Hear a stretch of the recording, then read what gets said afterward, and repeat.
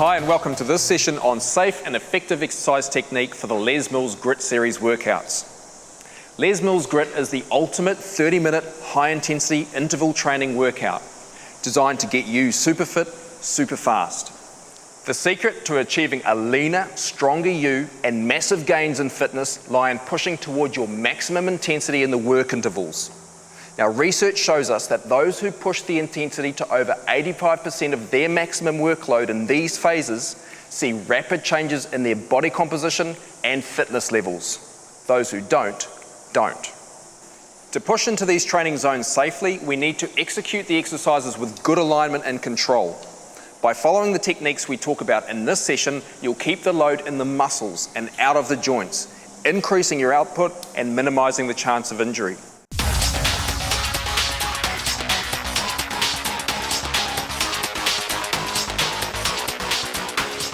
So let's start with our squat patterns. To set up a squat, we have the feet outside the hips, knees out in line with the toes, chest up, abs braced. Now, to perform the squat movement, the knees track forward in line with the toes with the butt sitting down and back to just above knee height. The abs stay braced and the chest stays lifted to protect our spine. Now, whenever you see a squat pattern in these workouts, this is the technique you use. So let's have a look at some of those variations now.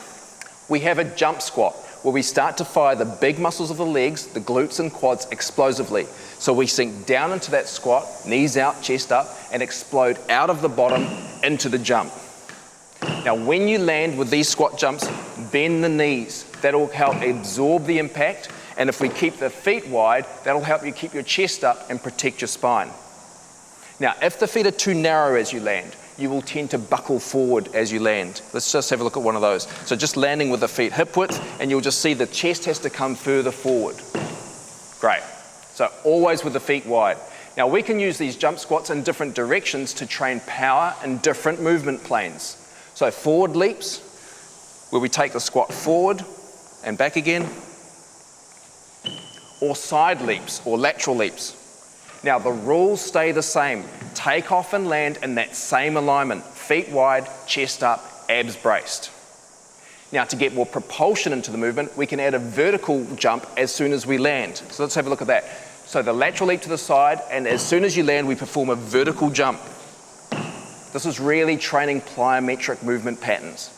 Now the squat pattern always stays the same. We bend the knees as you land to absorb the impact. For squat options using the bench, we have drop squats, taking off from the floor, landing in the center of the bench. Now, remember to keep the feet wide and knees out and sit your butt down and back as you land. That's great. Now, we can use one side of the bench for squat jumps. So again, same setup, the feet are wide and we explode off the bench with the squat. Now, the leg on the bench determines the range. So we sit the butt down to just above knee height on this leg on the bench. And then we can jump across the bench, adding lateral propulsion. Keeping the chest up, always landing with the feet wide as you move across. And then we can jump over the bench. So standing on one side and then jumping right across, always using that same squat pattern. See how Reagan's landing in a deep squat, absorbing the load. Sumo plyo squats. We can start these up on the bench, feet up on the bench. The feet are under hip width here, knees facing forward. We jump off the bench, land on the floor, absorb the load, bending the knees to absorb the load and landing with the feet wide on the floor, bringing the feet together on the bench. So on the bench, it's knees forward. On the floor, it's knees out. So we're always exploding off the floor, landing back into that narrow position on the bench. The heaviest loading we see with squats is with a weighted bar placed on the meaty part of the upper back. The feet are just outside the hips, the chest is up, abs braced. Same technique as before. We sit the butt back and down to just above knee height, keeping the knees out as they push forward in line with the toes. This is a really strong movement, great conditioning for the legs and core. We can use the plates for more explosive patterns. We can start this with a squat plate press. So this time the elbows are under the plates to help keep the chest lifted. So bracing the abs as the plate moves above the head. So we drop into the squat, and then as we push up, the elbows stay slightly forward, and we're using a strong ab brace to keep the core under control. Now we can add propulsion to this, adding a jump out of the squat. Remember to land with the feet wide, which will allow you to keep the chest up, and keep the elbows under the plate with the plate parallel to the floor. Okay, let's look at our lunge patterns.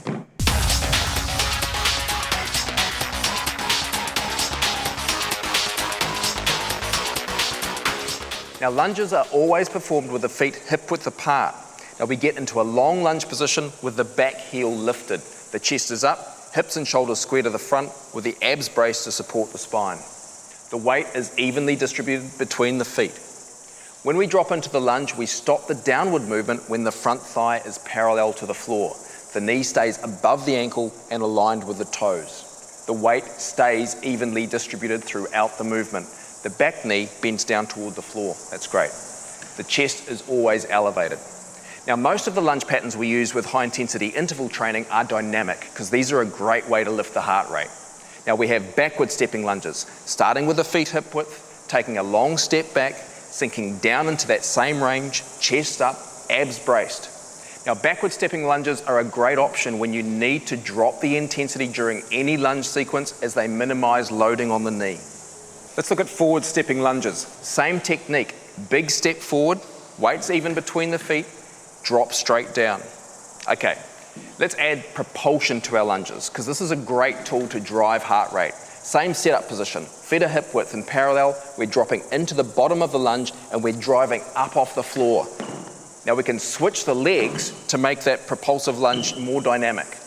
Now make sure you take off and land in that long lunge position and keep the weight even in both feet.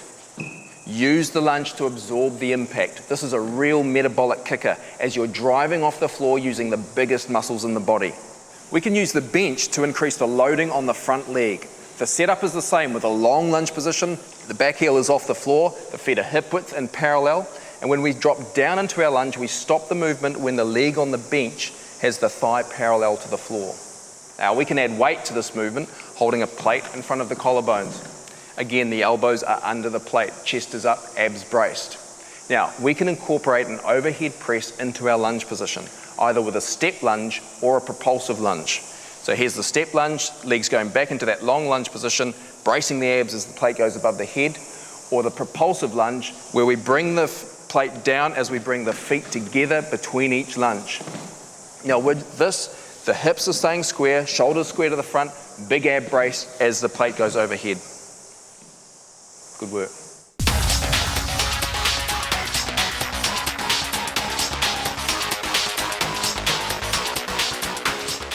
Let's look at our weighted upper body patterns. We can start with an upright row. We set this movement up with the feet under the hips, knees slightly bent, chest up, abs braced. The bar is in front of the hips with the hands slightly outside the line of the thighs, as you see here. Now we bring the weight up the body, keeping the bar close to the chest. Then the movement stops with the bar at lower chest. Back down to this start again. Okay, so bringing it up, keeping it close to the body, stopping at that lower chest level, keeping the chest elevated and abs braced. Now we can combine the same movement using a plate with a squat. So in this position, we have the feet a little wider so that we can incorporate the squat. The hips sent back and down as we described for the squat before, and then we lift the plate to the lower chest, keeping the chest up and abs braced. Now we can perform the same pattern with one arm. So this requires a little bit more core stability as the uneven load attempts to pull us across to one side. So again, we keep the chest up and abs braced to keep the control in this movement pattern. Great. Okay, let's go back to the bar. Our upright row pattern is our transition into a clean, which is one of the best power moves to use with high intensity interval training. The feet are back to hip width apart again. The knees are slightly bent, chest up, abs braced. Now we're pulling the bar up through that upright row, remembering to keep the bar close to the body. And then when the bar gets to the lowest chest, as you saw there, we jump under the bar, performing a clean by bringing the elbows forward. Let's look at that again. So we go back down to the upright row, we come up close to the body, and then jump under the bar and bring those elbows forward. Now we need a big knee bend here to get under the bar. So we're using that squat, we're sitting the butt down and back. This transitions to the clean and press. Once we have executed the clean, we drive the bar overhead, bracing the abs. The elbows stay slightly forward at the top. So let's look at that whole movement pattern. Again, we begin with the upright row, clean the bar to the front of the collarbones, by bending your knees, then straightening the knees to drive the bar overhead. That's great. Now, when you're using heavy weights with the clean and presses, it's really important to use your legs. Jump under the bar and straighten the legs to drive the bar upward. That's great. Now for the downward phase, we bend your knees again to catch the bar in front of the collarbones and then straighten your knees as you lower back down to the start position. Now we can focus on the overhead press phase with power presses. So let's get the bar back up again, beginning with the bar in front of the collarbones. Knees are bent, we straighten the knees, driving the bar upward. Now remember to keep your abs braced as the bar moves over your head, and your elbows always stay slightly forward to avoid hyperextending at the top. Now with a power press, we repeat the overhead press. So remembering to keep getting assistance from the lower body with a strong knee bend. Now the squat presses use a full squat pattern. So let's put the bar down and use the plates for these. Now with squat presses, we're using that full squat pattern so the feet are wider than shoulder width. Sit the hips down and back to just above knee line. Push up from the bottom of the squat, driving the plates upward, remembering to keep the chest lifted as you drop down into the squat phase. The abs are always braced as the plates move over the head. This move is a big calorie burner as we integrate the muscles of the upper and lower body. Or we can execute the overhead press with a single arm. Again, we need a strong ab brace to maintain midline as we're just using the weight on one side. Now we use a similar pattern with a forward raise from our squat position. So this is where we drop down into that same squat, extending the plate out from the body. The plate lifts up to above shoulder level. Again, this is a really powerful move, integrating the muscles of the upper body and lower body, and you need a big core contraction to stabilize the trunk. Okay, let's go back to the bar again with our deadlift patterns. So for a deadlift, the feet are hip width apart, knees are slightly bent. We're holding the bar just outside the thighs, keeping the chest elevated. We tip forward from the hip, sliding the bar down to knee level. Maintaining tension in the upper back with a slight pinch between the shoulder blades. That's helped stabilize the trunk. The chin is tucked to protect the neck, so we're looking about 2 meters in front of us at the bottom of the lift. Now, let's come back up again and drop down into that deadlift movement again. Now from here we can perform rows from the bottom of the deadlift. We pull the bar from the knees to the belly, keeping the elbows facing the rear. The chest is lifted, the abs are braced. We squeeze between the shoulder blades as the bar moves into the belly.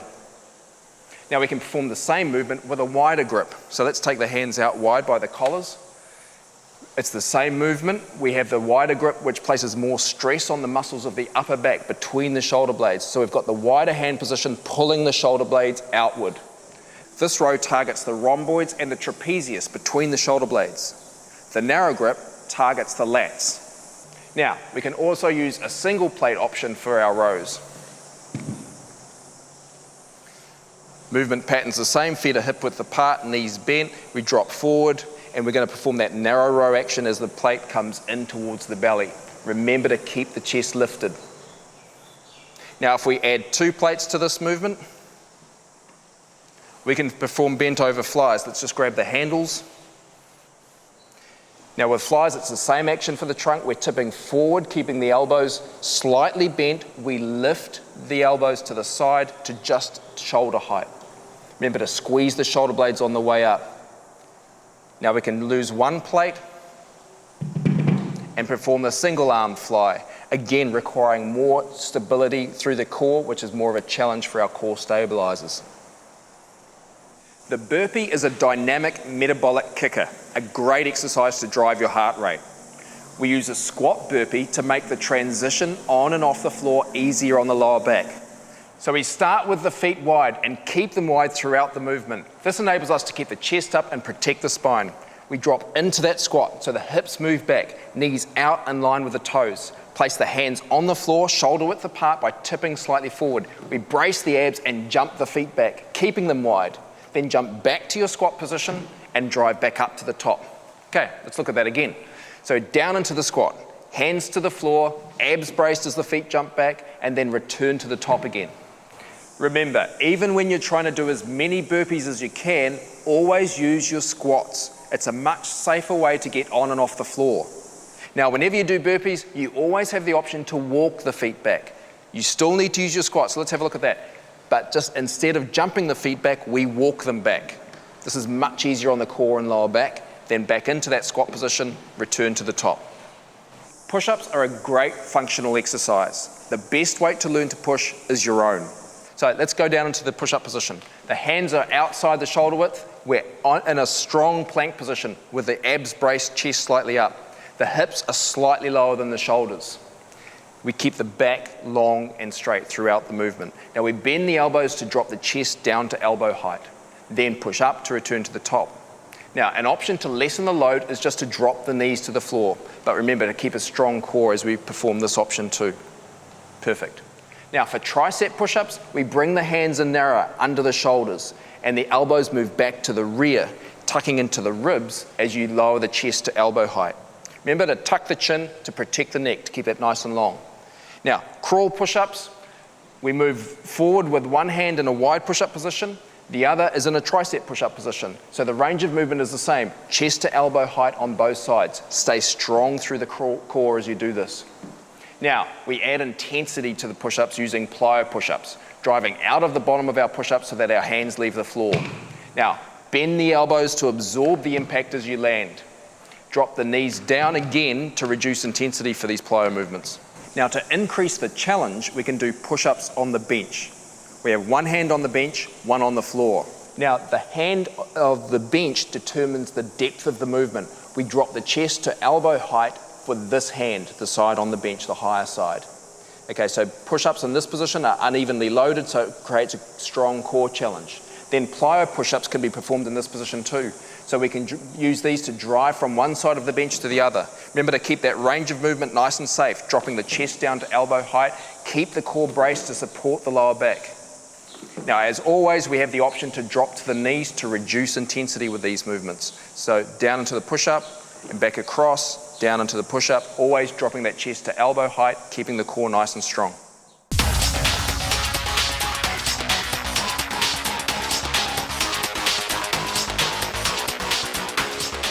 Let's take a look at our athletic core training exercises with Les Mills grip, starting with crunches.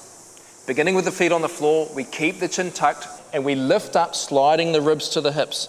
So let's see that now. Now the eye gaze is directed between the knees at the top of the movement. So that's our standard crunch. Now we can progress this to a C crunch. So the feet lift up off the floor, we lift up into the crunch and then slide the ribs into the hips as we saw before. And then we can extend the legs and arms as we lower out. And in this phase, it's really important to brace the abs to keep the lower back down toward the floor. Plank patterns are great integrated core conditioning. We set up our plank with our hands shoulder width or slightly wider. Chin tucked, eye gaze just forward of your fingers to protect your neck. The back is long and straight with the hips slightly lower than the shoulders. We need a big ab brace to sustain this position.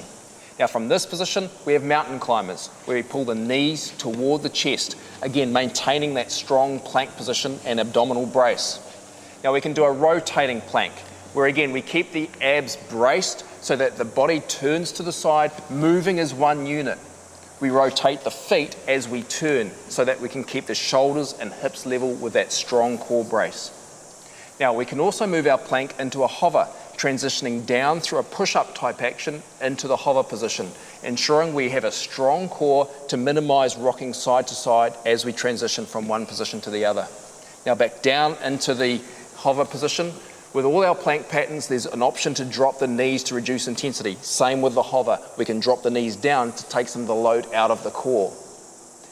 Now back into our hover, again we have the back long and straight, the chest is lifted to keep that strong neutral spine. We sustain this position with a strong core brace. Fisted together, we drive the forearms into the floor to support the upper body and protect the shoulders. Now to reduce intensity again, all we need to do is drop those knees down to the floor. This takes some of the demand out of our core stabilizers. Now to increase the demands on our core from a hover, we have hover climbers. So we come back up onto the toes and we pull one knee up to the side and then the other. Then we have a hover tap, taking one leg out to the side. And we can do hover jacks where we jump the feet out and in. The challenge throughout all of these variations is to maintain a strong hover position with the hips down, shoulders and hips square, back long and straight with a super tight core brace. And we have weighted plate options for core training too.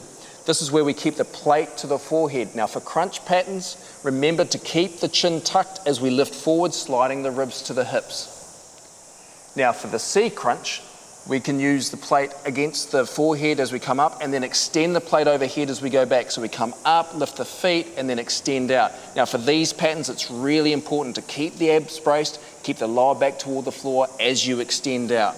Now the plate adds extra stress on the abdominals and the core. Thanks for watching. Enjoy your workout.